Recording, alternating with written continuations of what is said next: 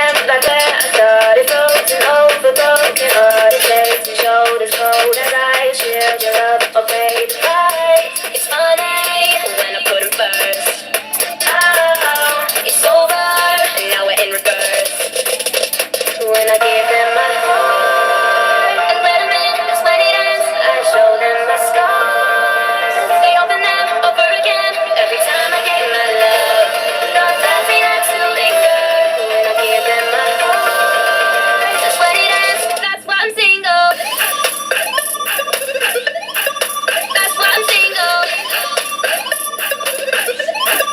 That's why I'm single. Play the games, those days are over. Things are changing now and old. I understand that love ain't easy. Lots to give but don't receive it.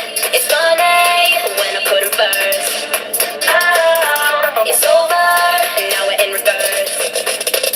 When I give them my heart and let 'em in, that's when it ends. I show them my scars. They open them over again every time I give my love. Love that we like to linger. When I give them my heart, that's when it ends. That's why I'm single. That's why I'm single. That's why I'm single. Here I am, back where I started. Oh, frozen over and I'm broken hearted. Oh, when I give them my heart and let 'em in, that's when it ends. I show them my scars. They open them over again every time I gave my love. Thought that we had to linger.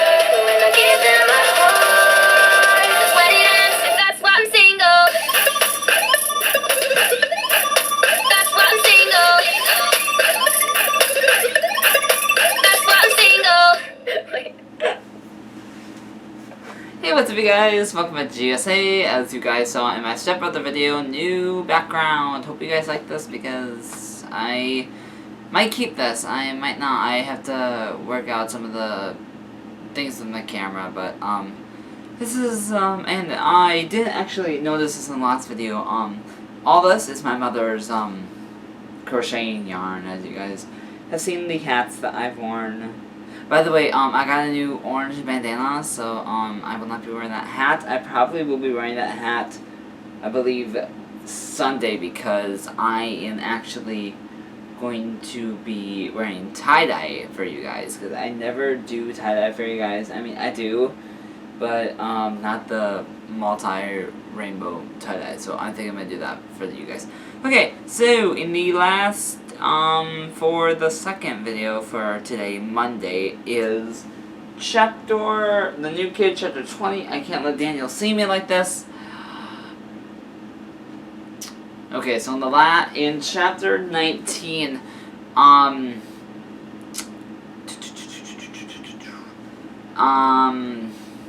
I'm trying to remember their names. I can't think of them. Daniel, I think? Let me think. I don't remember.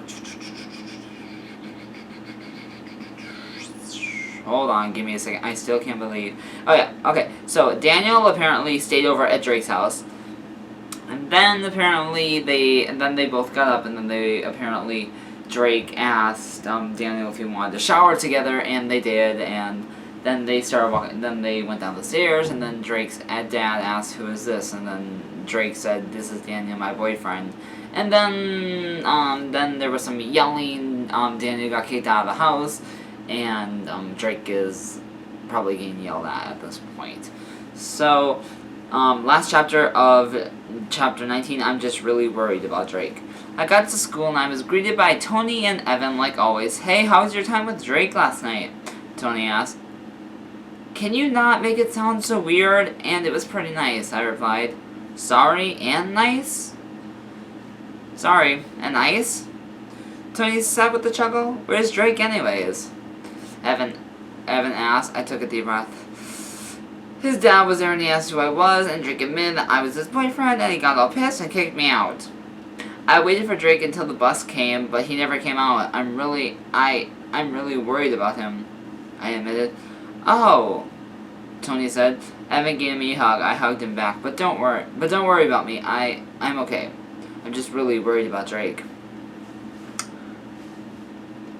Chapter 20. I can't let Daniel see me like this. Daniel's point of view. I sat on my bed with my phone pressed against my ear, waiting for Drake to pick up. Once it went to voicemail. I hung up and tried again. For the third time, again, he didn't answer. I put my phone down and I buried my head in my knees. I started to cry a little bit. I took deep breaths. It's okay, Daniel, don't cry. I rolled over and buried my face into my pillow and sighed. After a while, I ended up falling asleep. Drake's point of view. I sat tight in the ball on the floor in the corner of my room crying. I had bruises on my cheek, my stomach, blood dripping from my mouth, a gash on my arm, a scratch on my leg, and some cuts on my wrist myself. And I had some cuts on my wrist myself. I wanted to go run to Daniel, but I didn't want him to see me like this. I couldn't let him. He'd be so heartbroken. I can't bear to see him like that. I stayed put in my room trying to keep calm. After a couple of hours, Daniel made his way out, scared. I looked at my dad, and he walked up to me. "What the fuck are you thinking?" he asked. I didn't really know what to say. I just stood there, silently and motionless. He slapped me across the face, hard. "Answer me," he yelled. I stayed silent and took a few steps back. He stared me down. I finally came up with something to say. Yeah, it didn't do any good. It only made things worse. "I'm gay, and I know that fucking well. You just don't fucking understand," I said. He punched me in the face, causing me to fall back. "There's no fucking way you can be gay, you fucking piece of shit," he yelled. I stood back up and punched my stomach.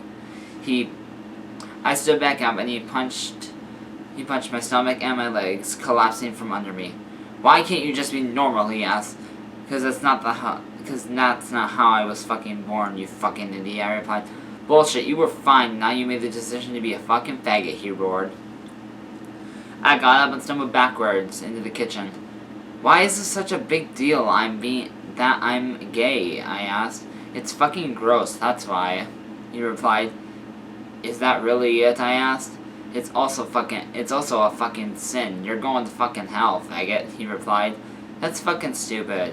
It's all fucking bullshit. I'm not going to hell for liking guys," I yelled. He went to punch me again before I quickly grabbed a knife and held it in front of me. "Leave me alone," I begged. My dad stopped his hands and dropped it. I stood there, breathing hard, hoping he would let me go, but no, of course he wouldn't.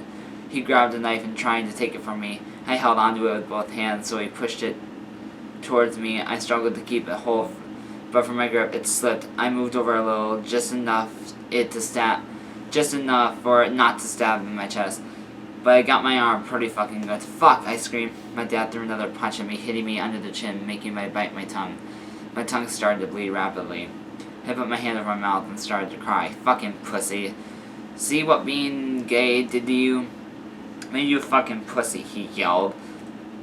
I slid down the wall, and he dropped the knife, scraping my leg. I held my breath, trying not to make any noise. He sighed and shook his head and then left. I let out a breath and got slowly up and limped to my bathroom. I grabbed some gauze and wrapped up my arm. I got a small towel and held it up to my mouth. I limped to my room and closed the door quietly and sat on the floor since I wasn't quite strong enough to heave myself onto my bed. I sat there for a while thinking about Daniel. Where did he go? Did he go to school? I wanted him so bad. I felt so weak. I needed someone to hold me. I started to cry and scooted over to my drawers. I pulled myself up, then opened the top drawer and shuffled through my socks. I grabbed my razor blade. My leg then collapsed, and I sat there for a minute. I slid the razor across my wrist and watched the blood dribble out for a few seconds. Then I did again and again and again, and several more times. Then I threw the razor up, landing into the drawer. I slid back over to the spot and stared down at my wrist, watching the blood slowly drip out of my hand. Back to current time. Everyone thinks I'm really strong since I'm so tall, but I'm not really. I'm only quite strong when I'm pissed off, but when I'm scared, that's when I'm really weak. I can't keep myself together. I still want Daniel desperately, but I don't want him to see me like this, bruised, cut, stained blood. I couldn't stay alone anymore. I was still scared. I slowly pulled myself up and quietly made my way to the front door.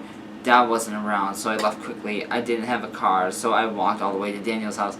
I got to the front door and stood there for a while. I didn't want to go in. I didn't want Daniel to see me like this. I stayed put at the door. I realized I didn't even put anything on to cover up my scars. Well, I didn't want to keep any secrets from him either. My heart was still pounding. I was so scared of upsetting Daniel. I couldn't stand to see him cry. I already regretted just coming over to his house. I started to cry again. So I just sat down in the chair on this patio. The door opened and I looked over to see who was coming out. It was Daniel. So, what do you guys think, what do you think Daniel's gonna say to Drake when he sees how bad bruised all the cuts, the scars, the gash on the side, the blood on it, the cuts on his wrist and everything? I mean, literally, I know it was a little all over the place, but, after Daniel fell asleep, it kind of went back in time. After Daniel left the house, Drake's dad started yelling, and then it went even, and then then everything that I just said everything I said before back to current time, that happened after Daniel left. So yeah, that's what happened, after Daniel left. His dad started yelling, and then it got worse, and now, and then in the current time, he didn't have a car. He went to Daniel's house. He walked to Daniel's house, and all the way there, with all bumps and bruises and, everything. Oh my gosh. If I was Daniel, I would, you need to live here. I'm not letting you go back home where you're not accepted. It's you are staying here at my house. I don't care what your parents say. You are living with us from now on. I mean, if I had a boyfriend that apparently parents didn't accept him, there's a guy that liked me, and I haven't met with him yet, but I don't want to give too much away because he wants to keep it on the DL, but I'm going to say, he wanted to keep the relationship, if we do become a couple, he wants to keep the relationship on the DL, down low, because his parents don't know that he's gay, and I don't think any of his friends, maybe his friends do know, but I don't think that they let anyone know, because, well, whatever. And I mean, he doesn't know what his parents will say, but I mean, I'm not saying this will happen, but I mean, he really should tell his parents, because I'm pretty sure his parents, he said he would tell his parents when he's ready, or when he either leaves to go live on his own or to college, but I mean, once he tells his parents, who knows, they may accept him, and if they don't, he might get kicked out, and I'm like, hey, you don't have anywhere to live, just come live with me. You can sleep on my floor, you can sleep on my couch, or we can sleep together in the bed if you really want to be my boyfriend and be open. I mean, but whatever, if I had a boyfriend whose parents didn't accept him and they kicked him out of the house, the boyfriend, I would make sure that my mom would literally make him feel at home here. He would, he probably would not be able to stay in the same room as me, but I mean, he would still have to live here, and he would be going to school with me and everything. But yeah, sorry if I'm just going into my boring love life. I've been through a lot of boyfriends, and I've never had, I think my longest relationship with a boy was actually Trey, my very first boyfriend that I've actually ever had. I literally loved him to death, and then some stuff went down. But you guys should know by that, if you guys watch my Sonic 125 channel, you guys should know what I'm talking about. If you guys haven't seen the video, just go into my Sonic 125 channel, and it will have the, what am I trying to say? It will have the story of how we broke up and everything that we said to each other. But, that's all I have for you guys today. Tomorrow we will be doing I was about to say my stepbrother, chapter 29, and then chapter 21, the new kid, chapter 21, you can stay here. Oh! Well, that kind of gives it away what's going to happen, so yeah. Hope you guys have a great day, morning, night, whenever you guys are watching this, and until next time, gays okay, just ask the GSA. Mwah!